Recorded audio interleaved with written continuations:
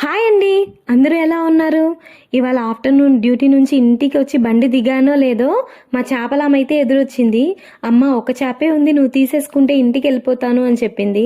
So ఇంకా చేసేదేమీ లేక ఆ చేపనైతే తీసేసుకున్నాను. చేపనైతే తీసుకొచ్చాను, దాన్ని ఫ్రిడ్జ్లో పెట్టి రేపు మార్నింగ్ చేద్దామా అంటే మనసైతే ఒప్పలేదు. ఇప్పుడే చేసేస్తే రేపు మార్నింగ్ అయితే ఉంటుంది కదా అనుకున్నాను. అందుకే చేపల పులుసు చేయడం స్టార్ట్ అయితే చేసేసాను. చేపల పులుసుకి నేను ఆనియన్, తెల్లగడ్డ పేస్ట్ వేసుకుంటానండి. టమోటా కూడా సపరేట్గా పేస్ట్ వేసుకుంటాను.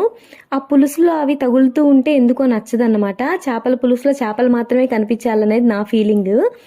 అలా ఆనియన్, తెల్లగడ్డ పేస్ట్ వేసేసి టమోటా పేస్ట్ వేసేసాను. చింతపండు పులుసు కూడా రెడీ చేసి పెట్టేసుకున్నాను. ఇంకా జీలకర్ర, మెంతులు కూడా పొడి కొట్టి పెట్టేసుకున్నానండి.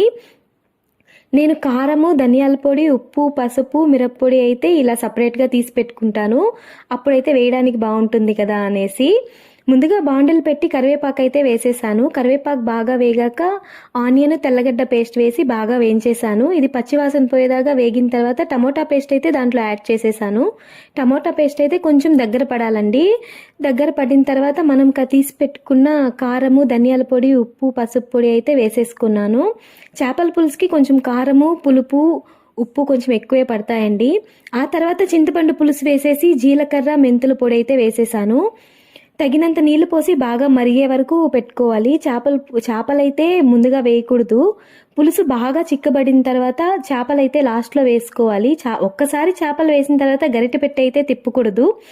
పాత్రని మాత్రమే అటు ఇటు కదుపుతూ పులుసు అయితే కలుపుకోవాలి. చేపల పులుసుకైతే ఉప్పు, కారం కొంచెం ఎక్కువే పడతాయండి. మీరు తినేదానికి తగ్గట్టు చూసి వేసుకోవాలి. పులుసు అయితే చిక్కబడ్డ తర్వాత కొత్తిమీర వేసి దించేసుకోవడమే. ఈ వీడియో కనుక మీకు నచ్చినట్టయితే లైక్ చేయండి, షేర్ చేయండి ప్లీజ్.